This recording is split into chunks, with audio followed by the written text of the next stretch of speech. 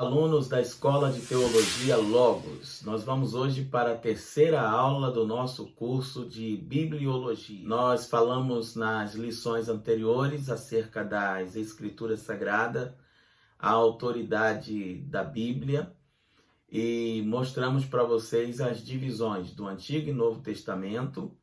E hoje nós vamos falar acerca da autoridade da Bíblia.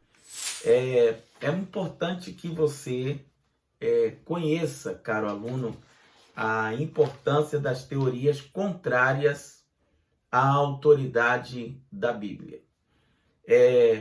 O pensamento da Igreja Católica em relação à Bíblia. A doutrina defendida pelo Concílio de Trento em 1545 e 1563 é defendida ainda hoje pelos teólogos romanos modernos. Aparentemente, a Igreja Católica aceita a Bíblia de uma maneira parecida com a ortodoxa. Porém, três questões se levantam em que se evidencia o seu erro. Primeiro, a Igreja Católica afirma que nas Sagradas Escrituras devem ser incluídos os chamados livros apócrifos, que é um assunto da nossa quarta aula. Assim, esses livros têm o mesmo valor ou a mesma autoridade dos demais livros da Bíblia. No caso da nossa Bíblia, 66 livros. Número 2. Supõe que o texto da Escritura é demasiado obscuro e de difícil interpretação. Nesse caso, há necessidade de uma outra autoridade que decida em caso de dúvida. A regra principal da hermenêutica diz que a Bíblia interpreta a própria Bíblia. Então, não é necessário outros livros para interpretar a Bíblia, a não ser para dar auxílio e respaldo histórico. Quanto à autoridade que a Bíblia tem, ela não precisa de outros livros para evidenciar a sua autoridade como palavra de Deus.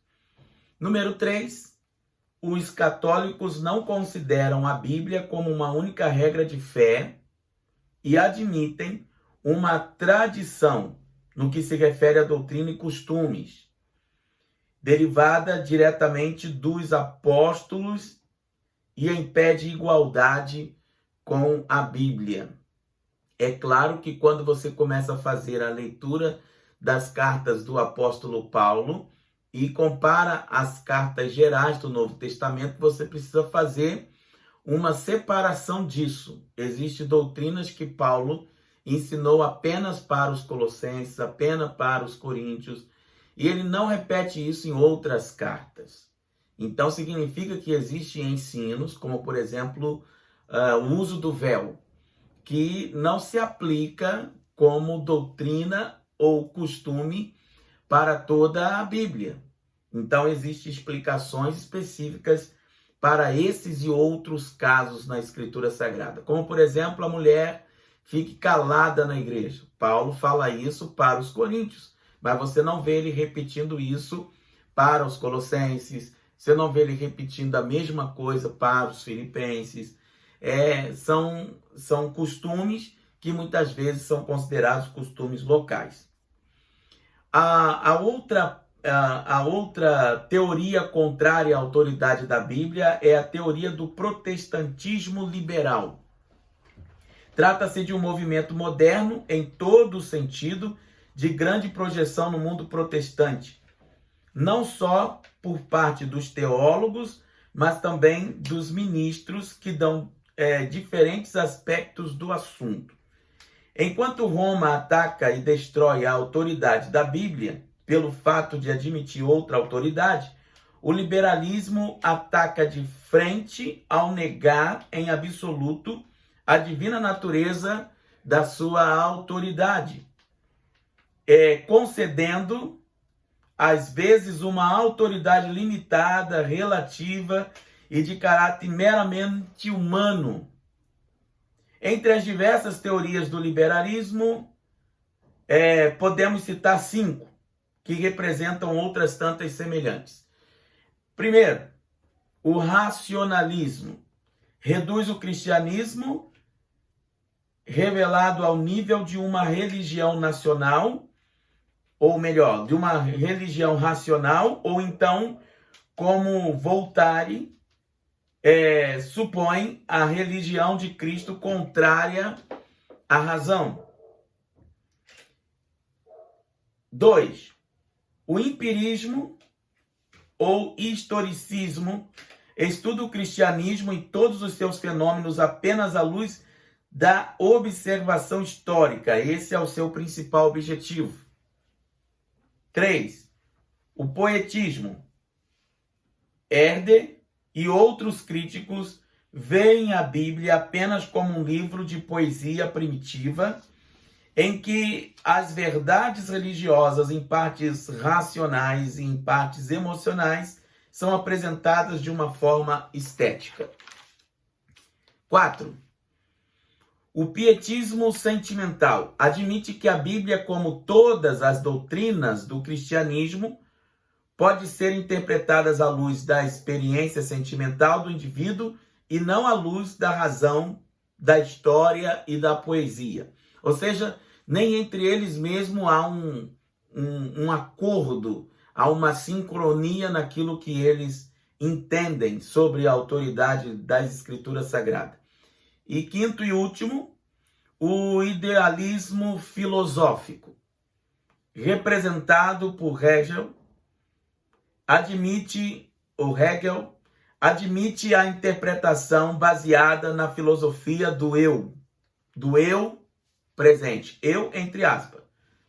Nesse caso, o indivíduo é capaz de colher para si. O indivíduo é capaz de colher para si aquilo que acha lógico, racional ou necessário e desprezar o que julgar vão ou desnecessário na Bíblia, no cristianismo ou em qualquer outra fonte de ensinamentos. Bom, isso vai totalmente contra o que nós já estudamos nas lições anteriores, aonde a gente lê no capítulo da segunda carta de Paulo a Timóteo 3,16, que toda a Escritura, e o que também a gente leu no que está no livro de 2 de Pedro, capítulo 1, versículo 20 e 21, aonde toda a Escritura não é de particular interpretação, mas os santos homens falaram inspirados pelo Espírito Santo. A última que eu quero destacar aqui, para a gente começar a defender a autoridade da Bíblia, é a teologia de Karl Barth. Barth e seus seguidores se preocupam em frisar que a Bíblia é um livro humano como outro qualquer quanto à sua forma ou aparência. Aceita que a Bíblia contém a palavra de Deus, porém aqueles que a escreveram fizeram uma obra imperfeita, desproporcionada e arbitrária. Essas e outras teorias não resistem a uma discussão aprofundada na qual se ressalte a moral, a lógica, a religião ou o caráter daqueles que escreveram a Bíblia. Tomados em conjunto, de um todo, a Bíblia é uma somatória de coisas extraordinárias e sobrenaturais, como já falamos nas lições anteriores. Pegam esse ou aquele ponto que lhes interessa para formarem as suas teorias. Por ser a Bíblia um livro espiritual e uma revelação sobrenatural de Deus aos homens, coisa que se entende pela fé, não se quer dizer que nela há uma lógica, razão e etc. A Bíblia é um livro sobrenatural. A lógica dos homens nem sempre se coaduna com a de Deus. Deus está acima de todas as coisas. Deus é transcendente, onipotente, onisciente, onipotente. O homem é limitado. E por mais que o homem estude, por mais que o homem procure buscar conhecimento, ele nunca chegará à profundidade das revelações de Deus nas Escrituras Sagradas. Tanto é que já vai para mais de 2000 anos da igreja evangélica, do povo de Deus, do cristianismo, e, no entanto, né, a gente continua ainda redescobrindo, descobrindo, relendo, estudando e aprendendo coisas na Escritura Sagrada. Então, a lógica dos homens nem sempre se coaduna com a de Deus. O mesmo acontecendo com aquilo que o homem usa para julgar. Do mau julgamento dos homens surgem heresias e o afastamento de Deus. Pelo fato de não conhecer as Escrituras, é daí que tem surgido as seitas e as heresias que são pregadas em muitos púlpitos de muitas igrejas e por muitos líderes religiosos. Caro aluno, pegue a sua Bíblia e leia comigo agora o que está em Jeremias 8, versículo 7. Lá está escrito assim: até a cegonha no céu conhece as suas estações. A rolinha e a andorinha e o grou observam o tempo da sua arribação. Mas meu povo não conhece o juízo do Senhor. Essa é uma verdade. Agora, eu quero trazer para você algumas provas bem sérias, bem, vamos dizer assim, da autoridade da Bíblia Sagrada. Você deveria anotar isso, porque é muito importante que você tenha isso em mãos. A Bíblia é ou contém a palavra de Deus? É claro que a Bíblia é e a Bíblia contém a palavra de Deus. Então, quais são as provas de que a Bíblia é e contém a palavra de Deus? Número 1. Os escritores do Antigo Testamento declaram-se inspirados quando estão escrevendo no livro de Deuteronômio, no livro de Samuel. E eu vou dar alguns textos bíblicos para você ler e anotar aí no seu caderno. Deuteronômio 31, versículo 19 e 22. Deuteronômio 34, 10. Números 16, 28 e 29. E segundo livro de Samuel, capítulo 23, versículo 2. Segunda prova de que a Bíblia é e contém a palavra de Deus. Os autores, ou melhor, os escritores da Escritura Sagrada falam em nome de Deus, prefaciando suas mensagens. Deuteronômio 18, 21 e 22. 1 Reis, capítulo 21, versículo 20. Jeremias, capítulo 9, versículo 12. Então, aí está mais uma prova de que a Bíblia é e contém a palavra de Deus. Só afirmar que a Bíblia é a palavra de Deus deixa uma parte sem explicação. E só dizer também que ela só contém a palavra de Deus também não seria uma forma correta. O correto é dizer que a Bíblia é e contém a palavra de Deus. Número 3, ou a terceira prova de que a Bíblia é e contém a palavra de Deus. Os escritores do Novo Testamento assim introduzem suas citações. Quando eles vão falar, eles dizem: diz o Espírito Santo. Você pode ler isso em Hebreus 3, versículo 7.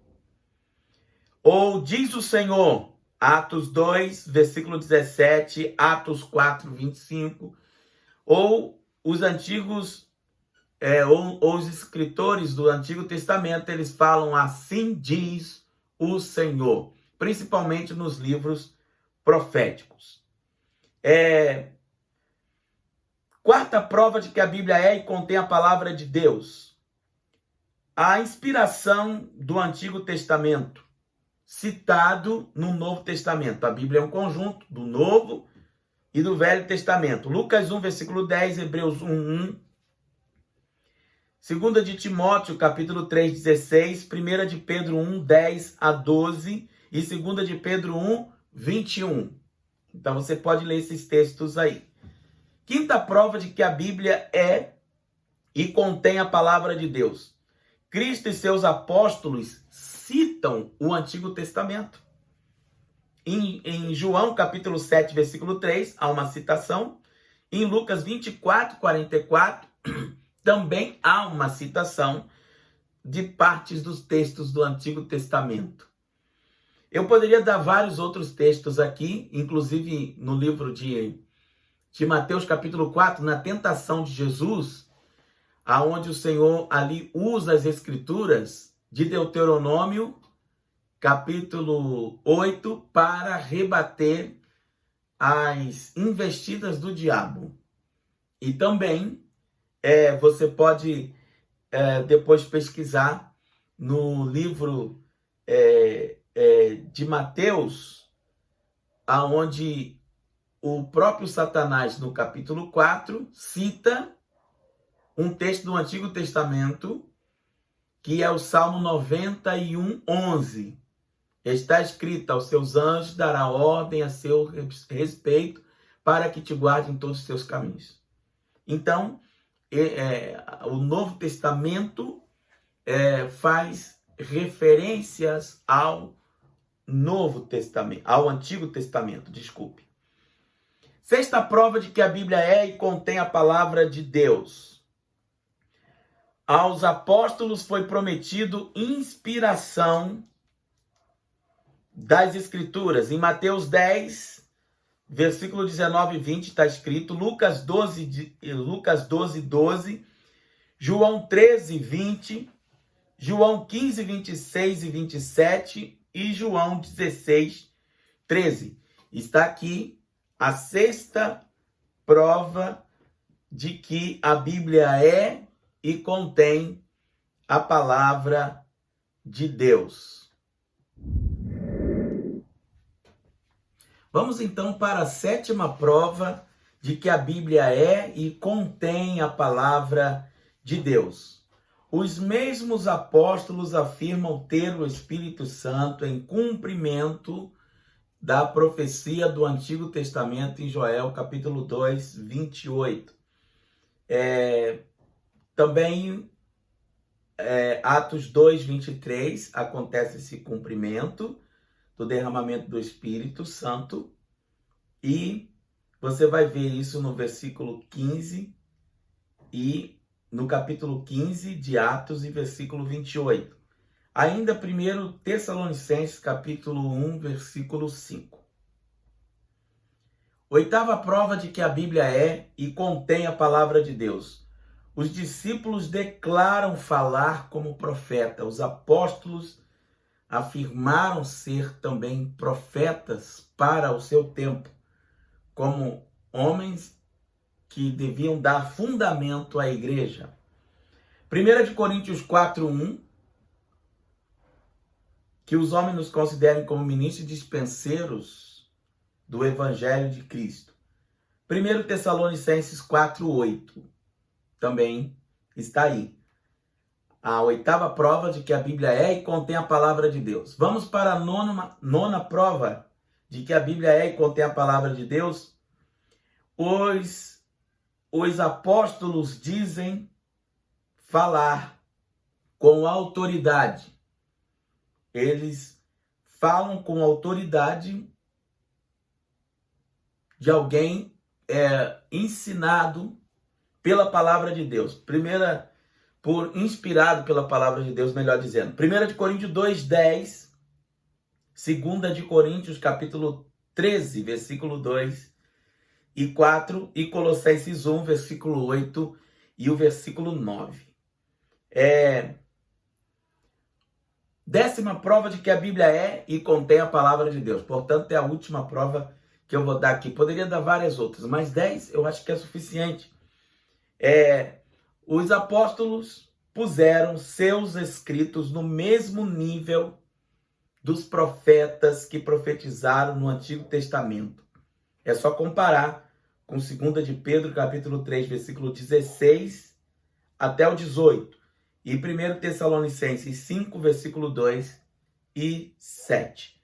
Então você vai ver que a Bíblia ela é e contém a palavra de Deus. Na aula de hoje estamos defendendo a autoridade da Bíblia Sagrada e falando acerca das teorias contrárias à autoridade da Bíblia. É importante falar nessa aula aqui sobre a importância da revelação. Revelação é Deus, o Criador, fazendo-se conhecido aos homens e comunicando-lhes os seus propósitos. Então, a gente vai hoje separar aqui a importância do que é a revelação de acordo com as pessoas e também das coisas das pessoas naturais e a revelação que é dada por Deus. O homem sozinho nunca poderia chegar ao conhecimento perfeito da divindade. Então, conhecendo algo sobre Deus, porque ele mesmo se fez conhecido aos homens. Fala-se hoje em dia sobre comunicação, pois Deus também comunicou aos homens os seus propósitos. E esses propósitos estão revelados ali na Escritura Sagrada. Um dos propósitos de Deus foi a redenção da humanidade. Quando Deus comunicou aos homens seus propósitos, ele estava se revelando aos homens do mesmo modo. Conhecemos o nosso Criador como Deus de amor e santidade, porque ele mesmo se revelou a nós. Deus se faz conhecido e comunica seus propósitos aos homens através de uma revelação geral e uma revelação especial. A revelação geral, Deus se revela aos homens de um modo geral, através da natureza e através da consciência. Eu estou só relembrando algumas coisas da aula, da segunda aula. Depois você vai pegar mais profundo lá na outra aula, ok?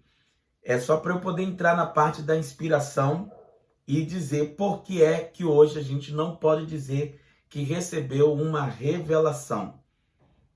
Nós hoje recebemos uma inspiração, nós recebemos hoje um conhecimento da Escritura Sagrada, mas nós não temos mais revelação para poder incluir nas Escrituras Sagradas como as mesmas autoridades dos profetas do Antigo Testamento e dos apóstolos no Novo Testamento. Existem algumas passagens que você pode consultar para essa defesa que eu estou fazendo.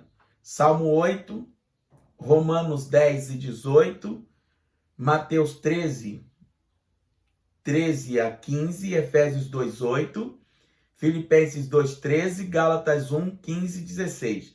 Nessas passagens vem uma obra do Espírito Santo em nossa consciência, dando-nos poder e capacitando-nos a ver as coisas e a compreender o que ouvimos e aceitar a Jesus Cristo como nosso Senhor e nosso Salvador.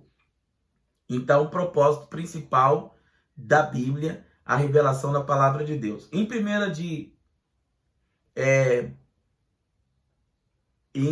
Romanos capítulo 1, versículo 20, Paulo está dizendo que nenhuma criatura pode dizer que não conhece um pouco de Deus, pois tanto o seu poder quanto a sua divindade são conhecidas por meio das coisas que foram criadas, isto é, da natureza.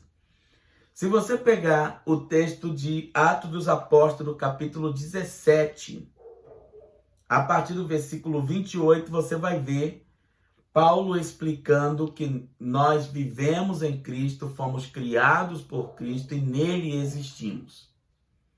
Então, ali há uma revelação que essa revelação nós chamamos de revelação geral.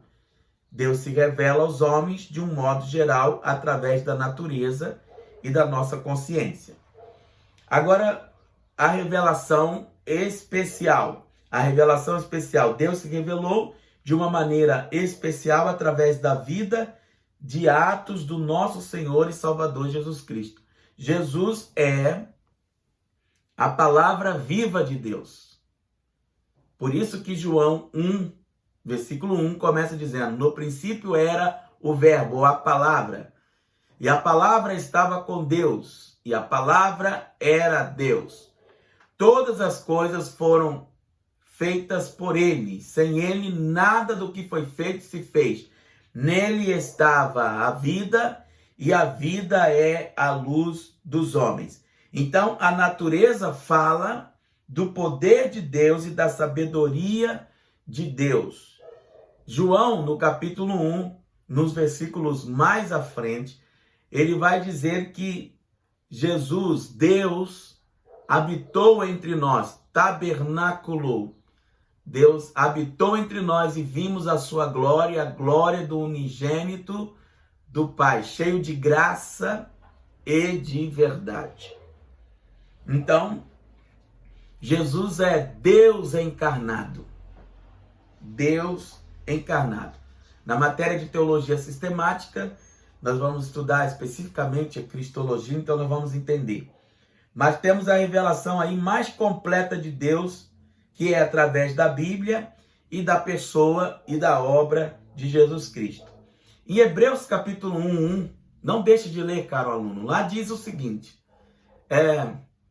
que Deus outrora, no passado, se revelou de várias maneiras. Hoje fala-nos através do Filho. Hoje Deus se revela para nós através das Escrituras e através do Filho. Você sabe que a Bíblia é a palavra de Deus. Isso tem que estar dentro de você. De um modo mais especial, Deus se revelou aos homens através da Bíblia. Os profetas e outros servos de Deus serviam como instrumento de Deus para que ele revelasse a sua vontade e seus propósitos aos homens. Então, se você quer conhecer a vontade de Deus, como está em Romanos, capítulo 12, versículo 1, 2 e 3, que diz que a vontade de Deus é boa, perfeita e agradável, você deve ler as Escrituras Sagradas. Jesus Cristo e os apóstolos frequentemente citam o Velho Testamento como a revelação de Deus, como a palavra de Deus. Então, eu já te dei várias provas de que a Bíblia não só é, mas contém a palavra de Deus. Agora, a revelação de Deus, ela é gradativa e progressiva. A revelação de Deus, ela não foi de uma única vez. Em Gênesis 3,15, nós temos aí a primeira referência à vinda do Senhor e à salvação ao Deus que revelou para nós esta palavra. Esta frase, abre aspas, esta ferirá a cabeça. Esta ferirá a cabeça, fecha aspas. Em Gênesis 3,15, você sabe que ali a serpente mais sagaz, mais astuta que todos os animais que havia sobre a face da terra, seduziu Eva e a enganou. Ela comeu do fruto, desobedecendo a Deus, e deu também ao seu marido, que também comeu. Logo, eles dois saíram do estado de inocência e passaram para o estado de consciência. A partir daí, entrou o medo, eles perceberam que estavam nus, entrou as doenças e entrou a maldade. Deus começa então a dar a sentença ao homem, dizendo para ele que ele ia envelhecer, que espinhos e cardos iam nascer-lhe, e que por causa dele a terra seria maldita. Também Deus deu uma sentença para a mulher, dizendo, com dores darás à luz a filhos, e o teu desejo será para o teu marido. Para a serpente, o Senhor disse, andarás rastreando sobre o seu ventre, né? O Senhor está dizendo ali, dando a sentença para os três que estavam envolvidos ali naquela questão de que desobedeceram e duvidaram de Deus. Agora escute, uma coisa muito importante. No versículo 15, quando o Senhor ainda está falando da serpente, o Senhor diz assim, da mulher nascerá um varão. Esse varão é Jesus Cristo, que pisará na cabeça da serpente. Esta, a serpente lhe ferirá o calcanhar. Porque está escrito Gálatas 3,15, maldito todo homem que for pendurado no madeiro. E Jesus se fez maldito em nosso lugar. Então, ali uma ferida ao calcanhar de Jesus. E ao mesmo tempo o Senhor disse, mas este lhe ferirá, lhe esmagará a cabeça. E em Romanos 16 está escrito, o nosso Deus em breve esmagará a Satanás debaixo dos vossos pés. Então, lá no início, desde o livro de Gênesis, já há referência da revelação de Deus aos homens e como seria essa revelação, e que a revelação mais perfeita de Deus aos homens seria através de Jesus Cristo. Deus Emanuel, Deus conosco. Deus encarnado, Deus habitando entre nós. Deus deixando o seu trono de glória e vindo viver aqui na terra. Acompanhe também o que Paulo diz em Filipenses, lá no capítulo 2, versículo 1, onde ele diz que devemos ter os mesmos sentimentos que houve em Cristo Jesus. E Jesus, sendo Deus, não usurpou ser igual a Deus, antes esvaziou-se a si mesmo, assumindo uma forma de servo e aceitando a morte e a morte de cruz. Então, eu estou mostrando para você a revelação gradativa e progressiva de Deus para os homens. Então, se cumpriu ali Jesus esmagando a cabeça da serpente na cruz. Quando ele disse, está consumado, está feito, está e continuará sendo feito. O que ele disse, está consumado, é uma coisa relacionada ao passado, presente e o futuro. Então, está aí para nós a explicação contrária, perfeita da revelação de Deus aos homens. Muito bem, vamos avançar um pouco mais nas Escrituras. Muitos anos mais tarde, o profeta Isaías transmitia a revelação que Deus lhe daria a respeito da morte de Cristo. Em Isaías 53, ele começa dizendo, quem deu crédito à nossa pregação e a quem manifestou o braço forte do Senhor, porque foi subindo como renovo, como raiz de uma terra seca, não tinha formosura e nem aparência, nenhuma beleza víamos para que o desejássemos. Mas ele foi moído pelas nossas transgressões, transpassado pelas nossas iniquidades. O castigo de Jesus é que nos traz a paz e pelas suas pisaduras fomos sarados. O que Isaías está vendo? A morte de Jesus na cruz do Calvário. Mas também ele fala do nascimento do Salvador. Quando no livro de Isaías, capítulo 7, versículo 14, ele diz, e a virgem conceberá e dará luz a um filho, e o seu nome será Emanuel, que traduzido quer dizer Deus conosco. Também ele fala no capítulo 9, versículo 6, um menino nos nasceu, falando aí da eternidade de Jesus. O menino nos nasceu, o filho se nos deu, o principado estava sobre seus ombros, e o seu nome será Maravilhoso, Conselheiro, Deus Forte, Príncipe da Paz e Pai da Eternidade. Então Jesus é a revelação mais perfeita de Deus aos homens. Jesus, ele disse em João 14, versículo 9, quem me vê a mim, vê o Pai. Sendo assim, segue-se o que temos em cada ato, em cada momento da vida de Jesus, uma revelação de Deus.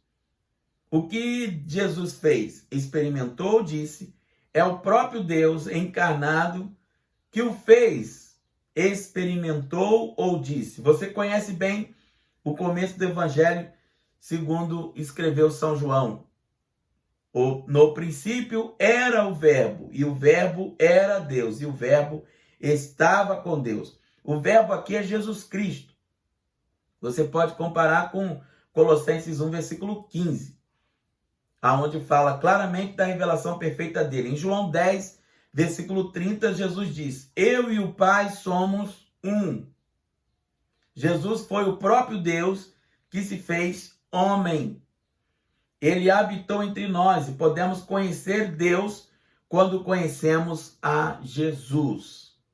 Para mais estudos a respeito deste assunto, você pode ler também 2 Coríntios, capítulo 5, versículo 19, Colossenses 2, versículo 9 e Timóteo, capítulo 3, versículo 16. Então, você começa a ver aí acerca da revelação de Deus aos homens. Agora vamos falar do que é inspiração. Os homens falaram inspirados a respeito das Escrituras Sagradas, inspirados pelo Espírito Santo. Inspiração é a influência sobrenatural do Espírito Santo de Deus sobre os escritores sagrados, motivos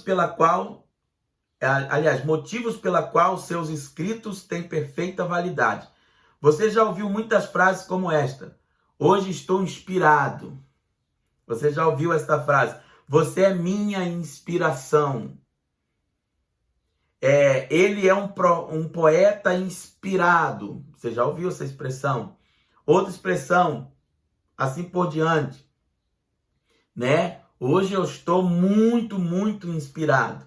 No entanto, não é sobre nenhuma dessas inspirações que vamos estudar. É importante que você entenda. Quando em teologia você encontrar o termo inspiração, ele se refere à revelação sobrenatural do Espírito Santo de Deus sobre os escritores sagrados. Não é uma inspiração de algo movido pela emoção, de algo movido pelo estado que ele está em sua alma agora, seja de alegria, seja de tristeza. Muitas composições de músicas e até de hinos acontecem no momento em que a pessoa está vivendo aquilo. Então, elas escrevem acerca daquilo que elas estão vivendo. Então, faz uma poesia baseado naquilo que ela está vivendo no momento.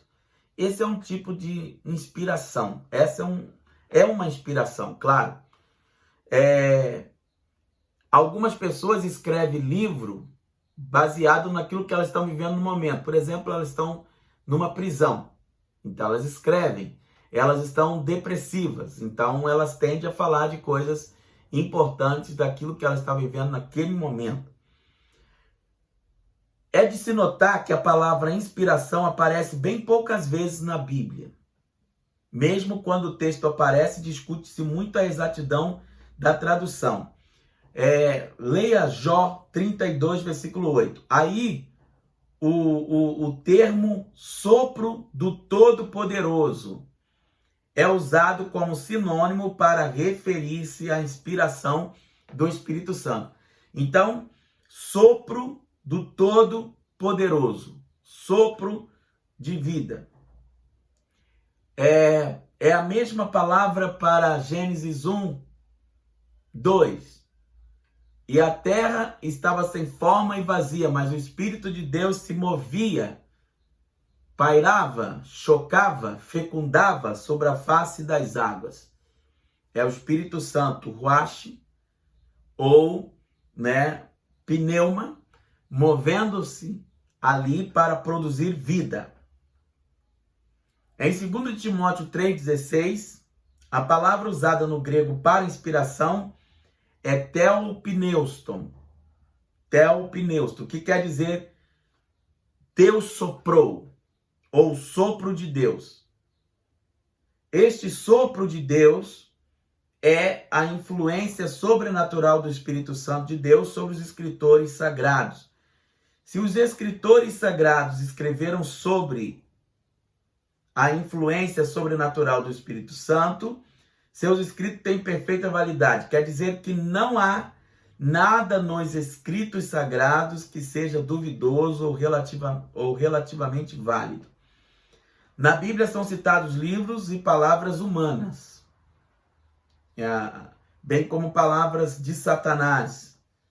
Neste caso, as palavras têm validade perfeita, no sentido de que realmente foram citadas por homens ou pelo próprio Satanás. Por isso eles estão escrevendo. Muitas vezes a inspiração do Espírito Santo se deu na seleção de coisas que deveriam ser registradas. O apóstolo João selecionou alguns fatos da vida de Cristo para formar o quarto evangelho. E ele fala lá no capítulo 20, 30 e 31, né? A inspiração aqui é associada com a seleção do material. Ele seleciona tudo que ele resolveu tratar acerca da pessoa de Jesus Cristo. E ele diz que se fosse escrever tudo o que Jesus tinha feito ou realizou ou falou, não haveria livros suficientes no mundo para registrar tudo o que foi feito. Então ele fez uma minuciosa seleção de fatos considerados importantes para poder mostrar que Jesus é Deus. O Evangelho de João contém verdades selecionadas, entre outras verdades importantes. Outras vezes, inspiração significa apenas a garantia do registro certo, de algo válido, incontestável. Como já dissemos, achamos na Bíblia as palavras ditas pelo próprio diabo.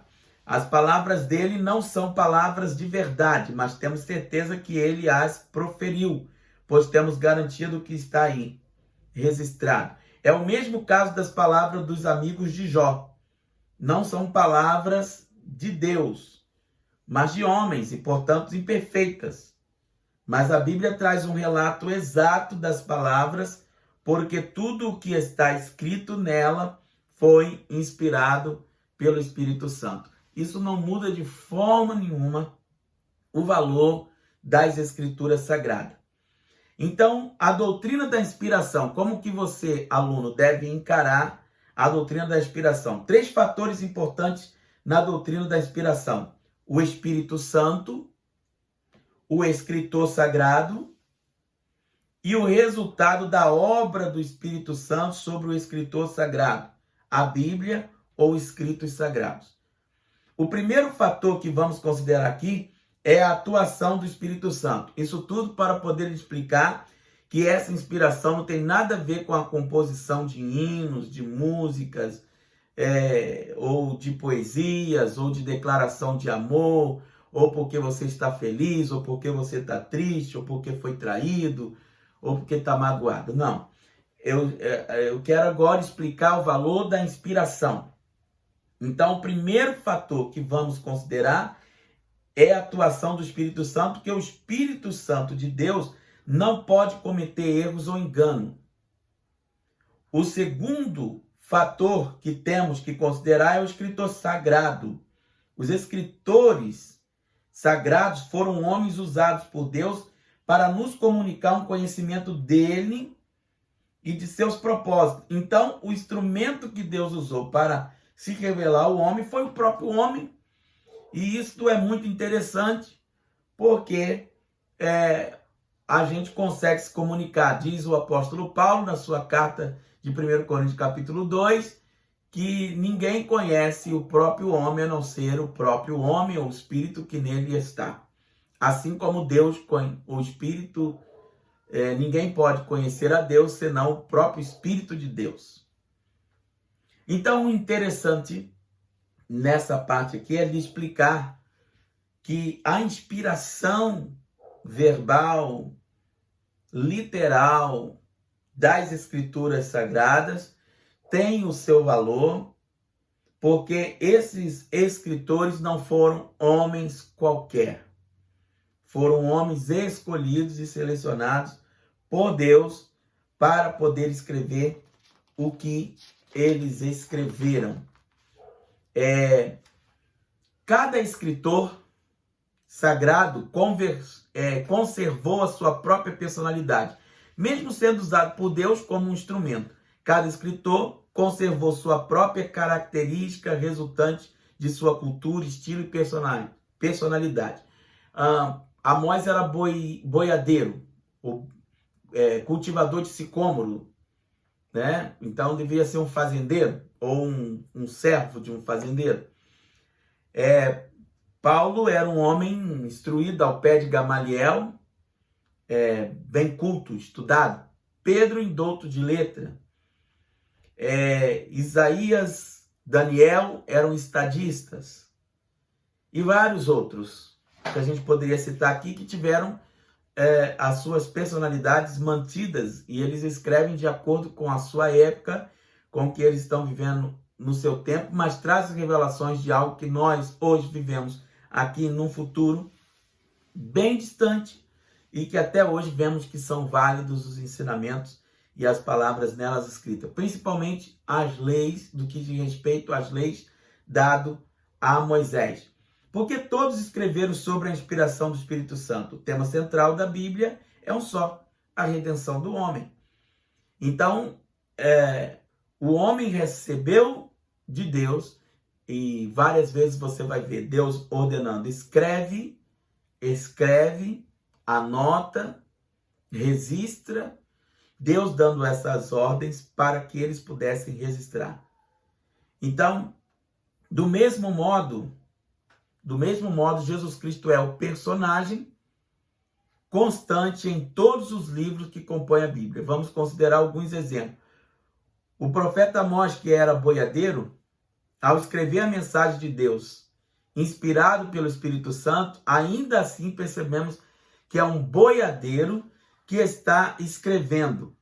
Amós usa em seu livro muitas ilustrações que só um boiadeiro poderia dar. Escreve sobre relva, o gado, sobre o capim. Amós, como servo de Deus, conservou suas próprias características ao escrever. Leia, por exemplo, Amós 4:1. Quando Amós se dirige às mulheres judias, nobres, ricas, vaidosas e inúteis, ele as chama de vacas de Bazã, que eram aquelas mulheres que se vestiam de forma... na verdade, para melhor explicar, elas eram esposas que desfrutavam do benefício dos seus maridos, que eram homens de grande posição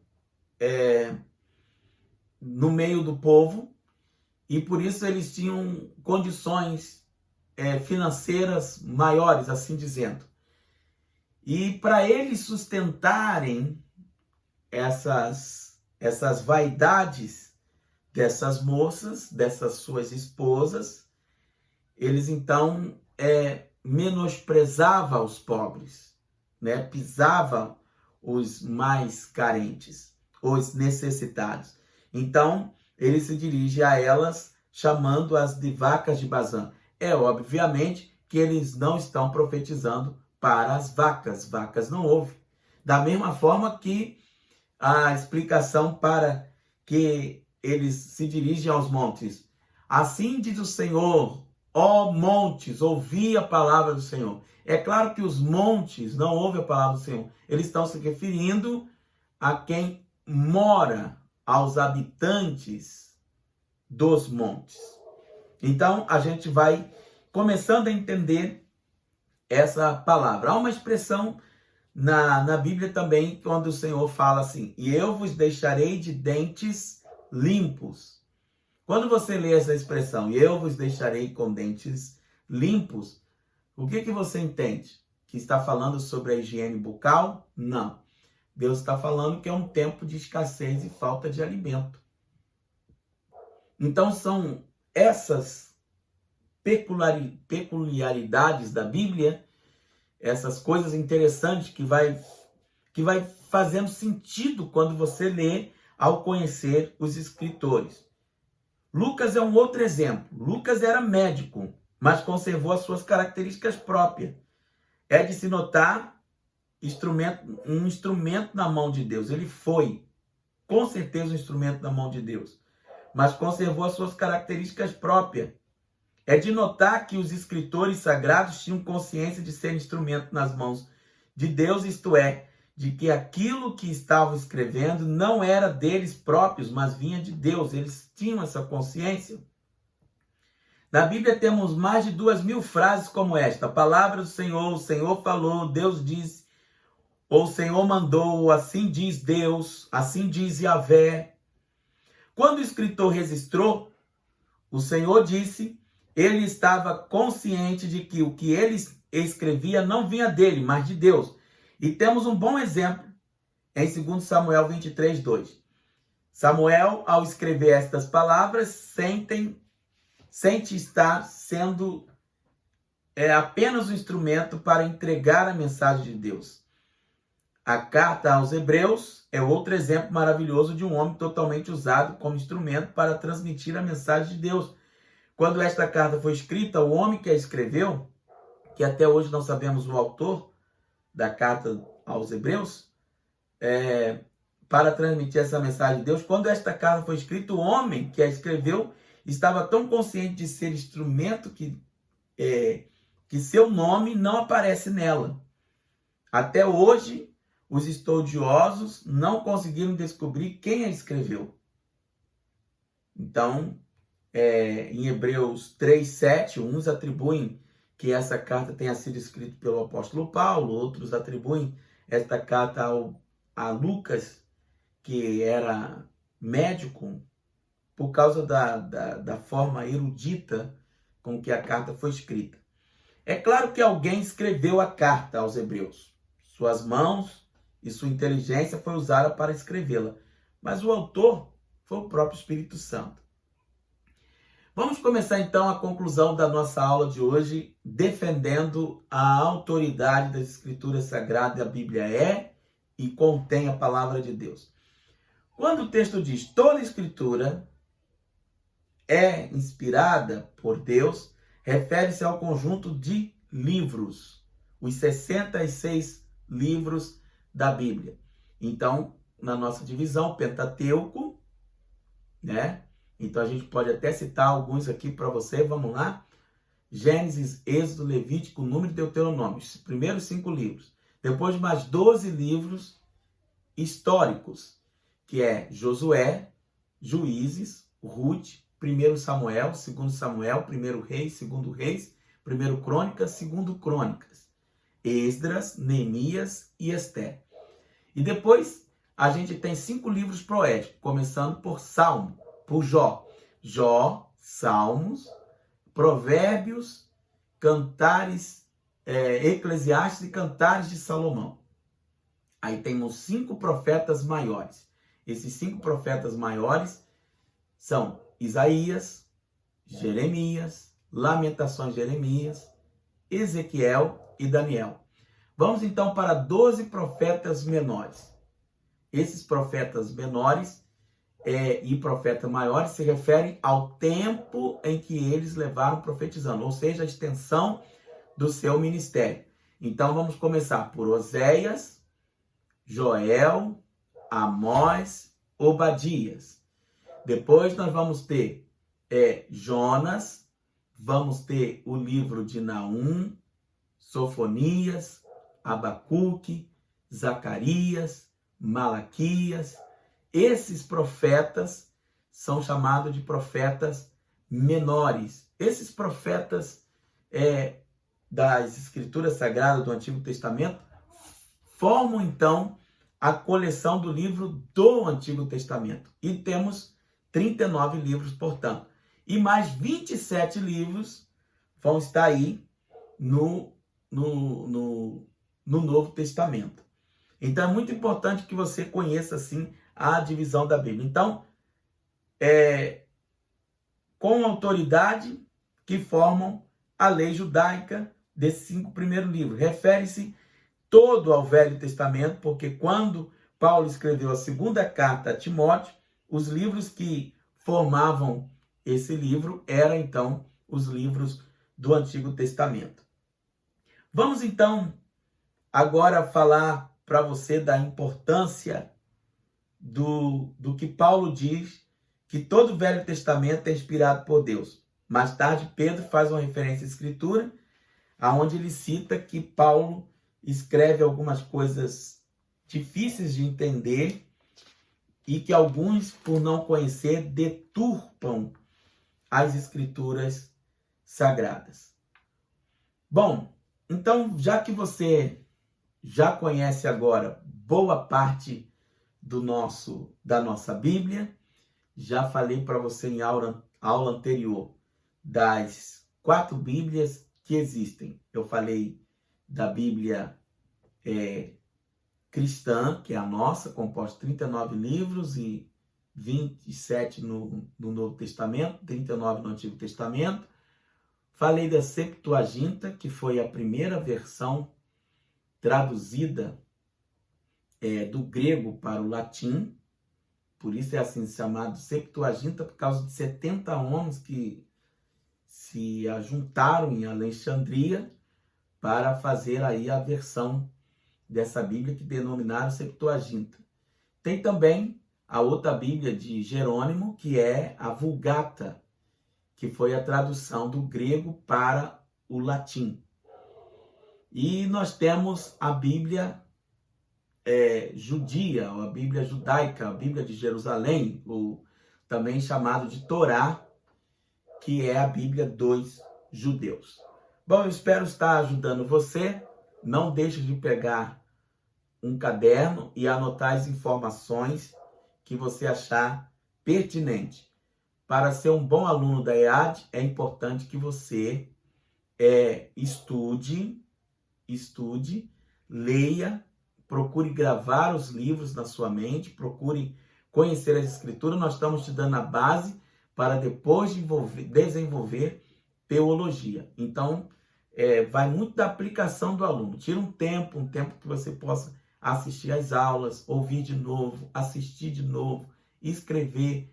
E você pode, através do nosso grupo de WhatsApp, começar a enviar as suas perguntas. E a gente também vai começar já a enviar exercícios para que você comece, então, a conhecer e firmar todos os ensinamentos da sua vida. Por hoje é só. Eu espero que você tenha entendido bastante essa aula de hoje, onde a gente está defendendo a autoridade das Escrituras Sagradas.